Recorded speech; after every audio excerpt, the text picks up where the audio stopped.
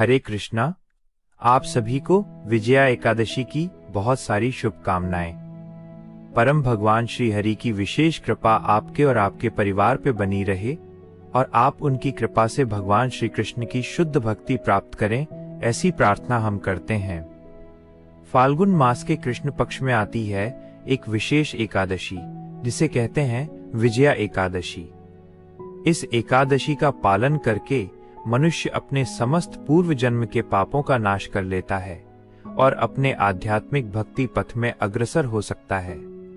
इस जन्म में उसके समस्त भौतिक इच्छाएं और मनोरथ पूर्ण होते हैं और मृत्यु के समय वो परम आध्यात्मिक लोक को प्राप्त कर लेता है। इस एकादशी का निष्ठा पूर्वक पालन करने से मनुष्य इस भवसागर के बंधन से सदा सदा के लिए मुक्त हो जाता है और परम भगवान श्री कृष्ण की शुद्ध भक्ति में सेवा प्राप्त करके उनके धाम को चला जाता है। यह वही विजया एकादशी है जिसका पालन स्वयं भगवान श्री रामचंद्र ने किया था और उसके पुण्य प्रभाव के स्वरूप उन्होंने महापराक्रमी रावण का वध किया था और माता सीता को पुनः प्राप्त किया था। तो चलिए इस परम पावन और मंगलकारी विजया एकादशी के दिन हम उससे जुड़ी हुई एक पौराणिक कथा का श्रवण करते हैं। एक समय की बात है जब पांडवों में ज्येष्ठ युधिष्ठिर महाराज ने परम भगवान श्री कृष्ण से पूछा, हे वासुदेव, कृपया आप मुझे फाल्गुन मास के कृष्ण पक्ष में आने वाली एकादशी के विषय में बताएं। उसका नाम क्या है और इस एकादशी व्रत का महात्म्य क्या है? कृपया विस्तार पूर्वक मुझे इस विषय में बताएं प्रभु। युधिष्ठिर महाराज की जिज्ञासा सुनकर मदन मोहन श्री कृष्ण ने उत्तर देते हुए कहा, हे राजन, अवश्य ही मैं आपको इस एकादशी के महात्म्य का वर्णन कह सुनाता हूँ। ध्यान पूर्वक सुनिए। फाल्गुन मास के कृष्ण पक्ष में आने वाली इस एकादशी को विजया एकादशी के नाम से जाना जाता है। जो भी व्यक्ति इस एकादशी व्रत का पालन करता है उसे इस भौतिक जीवन में हर प्रकार की सफलता प्राप्त होती है और इस नश्वर देह का त्याग करने के बाद उसे आध्यात्मिक जगत की प्राप्ति होती है। अब मैं आपको इस एकादशी के विषय में एक कथा का वर्णन सुनाता हूं, जो कि महान ऋषि नारद मुनि ने ब्रह्मा जी से सुनी थी। इस प्रकार भगवान श्री कृष्ण ने युधिष्ठिर महाराज को विजया एकादशी कथा सुनाना प्रारंभ किया। एक बार देवर्षि नारद ने अपने पिता ब्रह्मा जी से पूछा, हे पिताश्री, कृपया आप मुझे बताएं कि विजया एकादशी व्रत का पालन करने से जीवात्मा को क्या लाभ प्राप्त होता है। यह सुनकर ब्रह्मा जी ने उत्तर देते हुए कहा, हे मेरे प्रिय पुत्र, सबसे प्राचीन है ये व्रत और ये अत्यंत पवित्र है। ये हर प्रकार के पापों का नाश करने वाला है। ये एकादशी अपने नाम के अनुसार ही हर प्रकार की विजय प्रदान करने वाली है। एक बार भगवान श्री रामचंद्र अपने भाई लक्ष्मण और भार्या श्री सीता माता के साथ वनवास के समय में पंचवटी में वास कर रहे थे। तभी एक दिन क्या हुआ कि दुष्ट रावण ने माता सीता का अपहरण कर लिया और इस बात से अपनी मानव लीला निभाते हुए भगवान श्री राम सामान्य मनुष्य की तरह ही अत्यंत व्यथित हो उठे। जब वे माता सीता को खोज रहे थे उस समय उन्हें मार्ग में जटायु मिले, जिन्होंने किस प्रकार दुष्ट रावण ने माता सीता का अपहरण किया था उसका पूरा वृतांत कह सुनाया। उसके पश्चात जटायु वैकुंठ लोक में चले गए। कुछ समय पश्चात भगवान श्री रामचंद्र और वानरों के राजा सुग्रीव के बीच मित्रता स्थापित हुई, जिनके साथ मिलकर उन्होंने वानरों और भालुओं की एक बड़ी सेना तैयार की। श्री राम ने हनुमान को माता सीता की खोज करने के लिए लंका भेजा, जहां हनुमान ने माता सीता को भगवान श्री राम की अंगूठी दिखाई और उनका संदेश भी दिया। वापस आकर हनुमान ने अशोक वाटिका में दुखमय स्थिति में रह रही सीता माता की स्थिति का समाचार श्री राम को कह सुनाया और उसके पश्चात भगवान श्री रामचंद्र बिना विलंब किए शीघ्र ही दक्षिण के समुद्र की ओर निकल पड़े। समुद्र तट पर पहुंचते ही उन्हें इस बात का अनुभव हुआ कि समुद्र अत्यंत गहरा है और इतनी बड़ी सेना को समुद्र पार करवाना एक सबसे बड़ी चुनौती है। उस समय लक्ष्मण जी ने श्री रामचंद्र जी से कहा, हे प्रभु, आप तो सर्वज्ञ हैं। यहाँ से लगभग 4 मील की दूरी पर बगदालभ्य ऋषि का आश्रम है, हमें उनके पास जाना चाहिए। वे अवश्य ही हमें इस समस्या का कोई समाधान बताएंगे। लक्ष्मण की बात सुनकर श्री राम और लक्ष्मण बगदालभ्य ऋषि के आश्रम पहुंचे और उन्हें सादर प्रणाम किया और प्रार्थना की। भगवान श्री रामचंद्र और उनके सनातन साथी श्री लक्ष्मण को देखकर महान ऋषि बगदालभ्य समझ गए कि ये साक्षात परमेश्वर स्वयं हैं।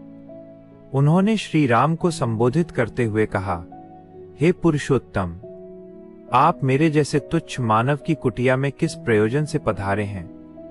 मैं आपकी किस प्रकार सेवा कर सकता हूं?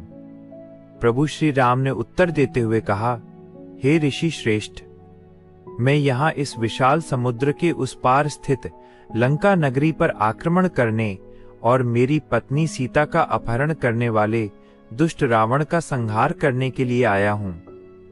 मेरे साथ मेरे वानरों की सेना भी है। कृपया आप हमारा मार्गदर्शन करें कि किस प्रकार हम इतने विशाल योजन लंबे अम्बुधि को पार कर सकते हैं।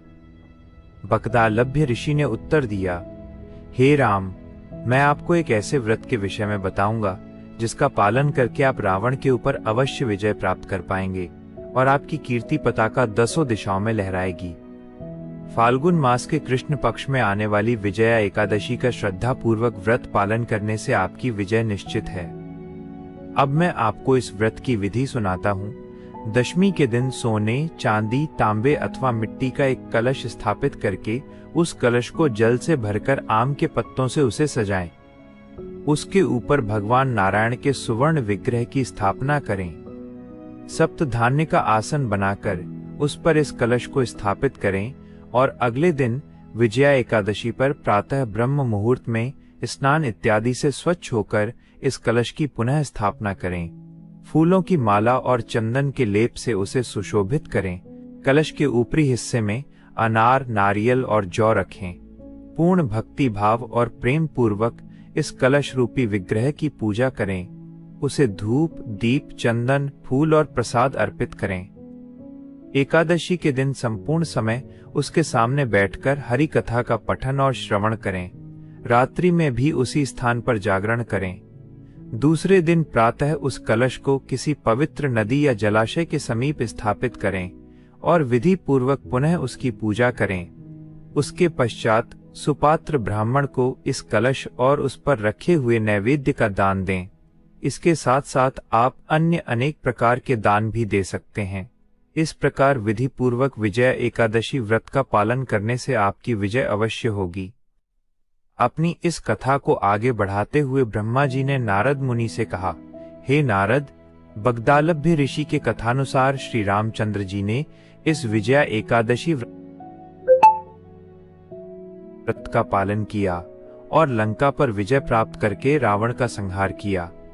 इसी प्रकार जो भी व्यक्ति इस विजया एकादशी व्रत का पालन करेगा, उसे इस भौतिक जीवन में विजय और सफलता प्राप्त होगी और जीवन के अंत में उसे आध्यात्मिक गंतव्य भी प्राप्त होगा।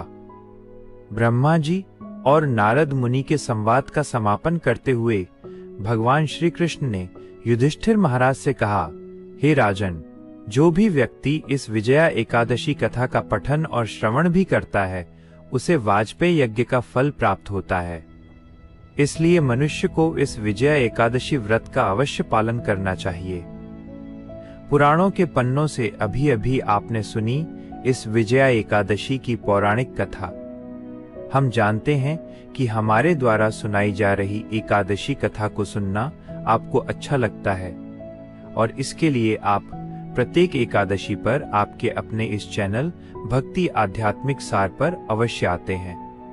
और हम ये भी जानते हैं कि आप हमारे द्वारा बताए गए एकादशी के दिशा निर्देशों का भी यथारूप पालन करने का प्रयास करते हैं। लेकिन शायद आपको ये बात नहीं पता होगी कि प्रत्येक एकादशी पर आप हमारे द्वारा जो इस कथा का श्रवण कर रहे हैं, उसके कारण आपको कुछ विशेष लाभ अवश्य प्राप्त हो रहे हैं। हो सकता है आपको अभी दिखाई ना दे रहे हों। अब आप सोच रहे होंगे कि ऐसा क्या विशेष है हमारी कथा में। तो विशेष ये है कि हम जो कथा आपको सुनाते हैं और जो दिशा निर्देशों के बारे में बताते हैं, वे सीधे हमारे शास्त्रों से यथारूप में लेकर आते हैं और उसके लिए आपने देखा होगा कि कई बार हम अनेक शास्त्रों के श्लोकों के संदर्भ भी आपके समक्ष प्रस्तुत करते हैं। इसलिए ये कथाएं विशेष हैं और ये सिर्फ भगवत कृपा और आप सबके सहयोग के माध्यम से ही हम कर पा रहे हैं। तो चलिए अपने मन, वचन और इंद्रियों को संयमित करते हुए भगवान ऋषिकेश के चरण कमलों पर केंद्रित करते हैं और इस अत्यंत मंगलमय विजया एकादशी का श्रद्धा और निष्ठा पूर्वक पालन करते हैं।